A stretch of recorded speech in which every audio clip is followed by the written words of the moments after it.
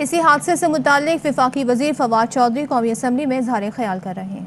Out of which 5 coaches capsized on the down maintain, infringing the safe passage of trains over both up and down lines. Meanwhile, 36 DN Sir Syed Express with 16 coaches carrying haulage of 812 tons hauled by DE locomotive number 8203 passed through Reti station at 3:38 hours, and its DE locomotive number 8203 collided with the derailed coaches 17 up. बुनियादी तौर के ऊपर मिल्लत express और sir Syed express जो थी वो एक दूसरे को क्रॉस कर रहे थे। मिल्लत एक्सप्रेस की जो 18 बोगियां हैं वो दूसरी तरफ डिरेल हो गई और सर सैयद एक्सप्रेस जो है वो उन 18 बोगियों को जा टकराई, क्योंकि जो वक्त था वो कम था और एमरजेंसी ब्रेक का टाइम नहीं था। The total number of passengers travelling through the unfortunate train is given below. 17 up Millat Express Karachi Sargodha, इस पे 804 लोग थे। 13 DN Sir Syed Express Rawalpindi Karachi 584 approximately. So total 1388 1388 passengers were travelling on both जो railways हैं उनके ऊपर। Relief arrangements, relief train rescue और ये सारी जो details हैं वो आगे जो है वो दी गई हैं। मैं आपको लेवल ऑफ इंक्वायरी के ऊपर एक थोड़ा बता देता हूँ। An inquiry Federal Government Inspector for Railway has been ordered under Railway Act 9 of 1890. The Federal Government Inspector for Railway is reaching the site for investigating the causes of derailment to assess the cost of damages and fix the responsibility of the office's official found at fault. The track falling in the jurisdiction of Sakhar Division has been included in the ML1 project under CPAC. The project was approved by ACNIC on 5th August 2020 and included in PSDP 2021 and has been recommended for inclusion in PSDP 21-22. In the meanwhile, necessary track maintenance material has been provided for periodic repair and maintenance of the track. ये तो sir एक इसका official report है जो मैंने ऐवान के सामने रखी है तारीफ के लिए। अब कुछ बातें सिर्फ मैं 2-3 बातों का जवाब देना चाहता हूं जो कुछ MNAs ने रेज़ की। पहली बात तो ये है, स्पीकर साहब वो कहते हैं कि वक्त करता है परवरिश बरसों, हादसा एकदम नहीं होता। ये एक सालों की नेग्लिजेंस है, ये एक सालों का फ़र्क है जिसकी वजह से आज हमें इन हादसों का सामना करना पड़ रहा है। हमें याद है कि जब पाकिस्तान ने ये इनहेरिट किया था रेलवे, उस वक़्त ये रेलवे दुनिया की बेहतरीन रेलवे सर्विसेज में शुमार होता था। फिर अल्हम्दुलिल्लाह मुल्क के ऊपर नवाज शरीफ साहब आ गए और हुकूमत आ गई। हमारे सामने मंगला में एक पूरा ट्रैक जाता था, 3-4 दिन बाद पता चला कि वो ट्रैक गायब हो गया। पता चला कि इत्तफाक वालों ने रेलवे के ट्रैक ख़रीद लिए और उस वक़्त ये पीपल्स पार्टी उस वक़्त ये रेफरेंस जो है वो सामने आए और उस वक़्त राइटली सो ये ट्रैक्स जो हैं वो चलाए। अब हुआ ये कि जिस तरीके से ये रेलवे को चलाया गया, जिस तरीके से हमने देखा कि पीपल्स पार्टी और नून लीग ने इस रेलवे को चलाया, उसके नतीजे में आज हमें हादसों का सामना करना पड़ रहा है। बड़ी बदकिस्मती की बात है जनाब स्पीकर कि इन्होंने एक ऐसी हुक्मरानी की बुनियाद रखी जिसकी बुनियाद करप्शन, सीना जोरी और चोरी के ऊपर थी, जिसकी वजह से आज हम इतने बड़े हादसों का सामना कर रहे हैं। जिस अभी आपने सुना हमारे मेंबर साहब बता रहे थे कि 2/3 रेलवे का बजट जो है उसको कम किया गया। जनाब स्पीकर मुझे आपको बताना पड़ेगा कि ये 2/3 बजट जो इन्हेंस किया गया उसके नतीजे में लोकोमोटिव लिए गए, जिसके ऊपर हमारे साबिक वज़ीर साद रफ़ीक साहब अभी भी नैब का रेफरेंस फेस कर रहे हैं। हमें बताया जाता है कि रेलवे का जो बजट है जिसको इन्होंने बढ़ाया, वो रेलवे का बजट इन्होंने बुनियादी तौर के ऊपर उन करप्शन केसेस का हिस्सा है जो अब नैब में शामिल हैं। ये वो हादसे हैं जिनसे हमें गुजरना पड़ रहा है, क्योंकि हम पर एक बदतरीन दौर जो है वो नाफिज रहा। बदकिस्मती से हमारे ऊपर एक ऐसे हुक्मरान नाफिज रहे जिन्हें ना अपनी परवाह थी ना कौम की परवाह थी। आज अगर लाहौर में 300 अरब रुपया ऑरेंज ट्रेन लाइन के ऊपर खर्च ना किया गया होता, वो पैसा पाकिस्तान रेलवे के ट्रैक के ऊपर खर्च किया गया होता, तो आज हमें इस सूरत हाल का सामना ना होता।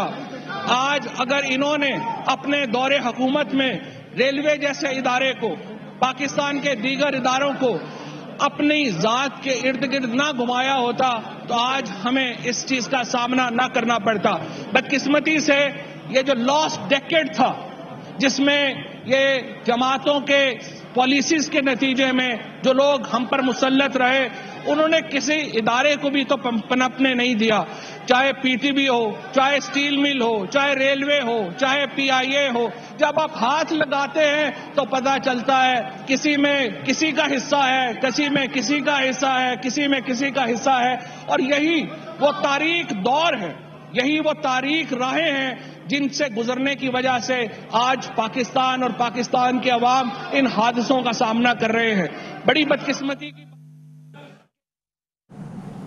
वफाकी वज़ीर फवाद चौधरी इजहार ख्याल कर रहे हैं। ढरकी में जो आज अफसोसनाक हादसा पेश आया है, उस हवाले से मालूमात शेयर कर रहे हैं। तो कोई ताल्लुक ही नहीं। ये जो हादसे हो रहे हैं, ये जो जाने जा रही हैं, ये जो लोग हमारे जाने खो रहे हैं, अगर आज इनका खून किसी के हाथों के ऊपर है जनाब स्पीकर, तो वो ये चेहरे हमारे सामने बैठे हैं। आज ये बदकिस्मती है हमारी कि ये लोग आज खड़े होकर इस तफाखुर से ये बातें करते हैं और हमें ये बताते हैं कि किस तरीके से इन्होंने जिन्होंने तबाह किया वो हमें सबक दे रहे हैं कि क्या करना चाहिए। और जनाब स्पीकर, मैं आपसे ये समझता हूँ, इस हाउस के सामने ये बात रखना चाहता हूँ कि ये जो दौरे हुक्मरानी हमारे ऊपर मुसल्लत रहा, और ये सिर्फ रेलवे ही की बात नहीं है जनाब स्पीकर, 2008 से 2018 तक की आप भर्तियां उठा करके देखें, आप देखें कि किस तरह से इदारों को निचोड़ा गया, किस तरीके से आज अल्हम्दुलिल्लाह पाकिस्तान तहरीके इंसाफ ने 60 लोग इदारों के सरबराहान मुकर्रर किए हैं। एक शख्स के ऊपर भी कोई उंगली नहीं उठा सकता कि कोई पॉलिटिकल अपॉइंटमेंट है। यहाँ पर अपॉइंटमेंट्स देखें, ये इसहाक डार साहब हैं, ये उनके अब्बू हैं, ये उनकी अम्मी हैं, ये चाचू हैं, ये मामू हैं, ये अपॉइंटमेंट्स हुई। और उसके बाद जो नहीं थे, जो चाचे मामू अब्बू नहीं थे, वो क्या थे? वो फलाने का फ्रंटमैन था, वो फलाने का फ्रंटमैन था, वो फलाने का फ्रंटमैन था। इसके नतीजे में जो इदारों के अंदर जिस तरीके से इन्होंने भर्तियां की, इदारों को जिस तरीके से तबाह किया, उसके नतीजे में आज हम एक क्राइसिस का शिकार हैं। हमारे इदारे बैठ गए हैं, चाहे वो SCCP का इदारा हो। आप देखिए इमरान खान ने आके क्या किया, इमरान खान का विजन क्या था? हम इदारों को अपने पाँव के ऊपर खड़े कर रहे हैं। हमें 3 साल लगे हैं इदारों को अपने पाँव के ऊपर खड़ा करते हुए। हर ईंट नहीं रखी गई है, हर ईंट के ऊपर ईंट रख रहे हैं ताकि ये इदारे बने। मेरिट के ऊपर लोग लाए जा रहे हैं, कोशिश की जा रही है कि चीज़ें आगे बढ़े, लेकिन ये चीज़ें आगे बढ़ने देने को तैयार नहीं है। आप इनसे कहें कि आइए अदालती रिफॉर्म्स के ऊपर बात करें, ये कहते हैं नहीं पहले नैब ऑर्डिनेंस अमेंड करो। आप इनसे कहें आइए इलेक्टोरल रिफॉर्म्स के ऊपर बात करें, ये कहते हैं पहले नैब के ऊपर बात करो। सिर्फ 10 केस जनाब स्पीकर, अगर इनका किसी किस्म का कोई इंटरेस्ट है, ये किसी चीज़ को कुछ चाहते हैं, तो सिर्फ 10 केसेस के लिए, इसके ऊपर ना इनका कोई इंटरेस्ट है ना इनका कुछ है। और आपने रवैयों का अंदाज़ा लगाइए, आप रवैयों का अंदाज़ा लगाइए कि हमारे सामने आप अंदाज़ा लगाइए कि जब सानहा होता है, जब हम बात करते हैं, उसको सुनने को तैयार नहीं है। अपोजिशन का हर तरीके से ये हक है कि वो इन हादसों के ऊपर बात करे, लेकिन इन हादसों की वजूहात के ऊपर बात करना भी ज़रूरी है जनाब स्पीकर। और मुझे ये लगता है कि जिस तरीके से हम इस वक्त चल रहे हैं, जिस तरीके से हम इस वक्त आगे चल रहे हैं, हमारा रास्ता यह नहीं है जो होना चाहिए। हम बातचीत के ज़रिए आगे बढ़ना चाहते हैं, लेकिन इनका सिर्फ दिलचस्पी उन 10 केसेस से है जो नवाज शरीफ और मरियम नवाज और शहबाज शरीफ और जरदारी साहब और अदी फरियाद और खुर्शीद शाह के ऊपर, इसके आगे इनकी कोई दिलचस्पी नहीं है। ये बदकिस्मती है इस मुल्क की कि यहाँ पर ऐवान को इस्तेमाल किया जा रहा है अपने मुकदमात के ऊपर प्रेशराइज करने के लिए। इसीलिए अपोजिशन का आज कोई किरदार नहीं है। आपने देखा किस तरीके से ये पीडीएम में इकट्ठे हुए, आपने देखा कि किस तरीके से इन्होंने ये कंधा इस्तेमाल किया ऐवान से बाहर बैठे हुए लीडरशिप का कि ये किसी तरीके से इमरान खान की हुकूमत को गिरा ले। हमने उस वक्त भी कहा था आप सब इकट्ठे भी हो जाएंगे, इमरान खान की हुकूमत आप नहीं गिरा सकेंगे और आप नहीं गिरा सके। इमरान खान अगर आज इस मुल्क में वफाक की कोई अलामत है, इस मुल्क में अगर कोई वफाकी जमात है तो वो लीडर इमरान खान है और वो जमात पाकिस्तान तहरीक इंसाफ है। आज हम देखते हैं पीपल्स पार्टी की पॉलिटिक्स क्या है। पीपल्स पार्टी की पॉलिटिक्स है सिंधी कौम परस्ती की जमात, जिसके खिलाफ जुल्फ़िकार अली भुट्टो ने जहाद किया, जिसके खिलाफ बेनज़ीर भुट्टो ने जहाद किया। ये आज अपने बानियों के खिलाफ सियासत कर रहे हैं और एक कौम परस्त जमात बन के रह गई है। यही हालात हमारे पीएमएलएन सिर्फ सेंट्रल पंजाब की पार्टी बन के रह गई है जनाब स्पीकर। उसके नतीजे में मुल्क में ये जमातें इसलिए अपने आप को इतना श्रिंक कर गई हैं, ये जमातें इसलिए इतनी छोटी हो गई हैं, इनका नज़रिया नहीं है। जिन जमातों का नज़रिया नहीं होता, जिन जमातों का कोई विजन नहीं होता, वो फिर ऐसी बातें करती हैं और ऐसी पॉलिटिक्स करते हैं। और आपने ये भी देखा कि किस तरह से ये सारी सियासी जमातें सुकड़ती जा रही हैं और सुकड़ती जा रही हैं और इनका कोई हाल नहीं है। आप देखेंगे अगले इंतखाबात आने तक ये जमातें बिल्कुल अपने चंद हलकों में रह जाएंगी। और मैं सिर्फ आपसे ये कहना चाहता हूँ कि हम अपोजिशन के साथ आगे चलना चाहते हैं, हम अपोजिशन के साथ बातचीत करना चाहते हैं, लेकिन ये जमातें आगे बढ़ने वाली जमातें नहीं हैं।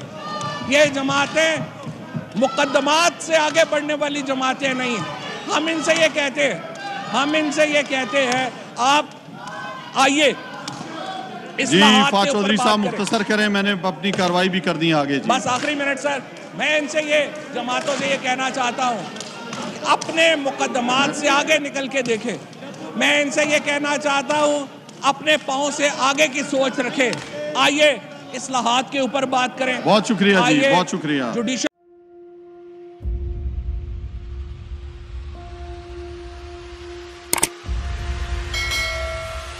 अस्सलाम वालेकुम नाज़रीन, आप देख रहे हैं प्रोग्राम काशिफ अब्बासी के साथ। आज वेलकम बैक नाज़रीन। प्रोग्राम सवाले के साथ मैं हूं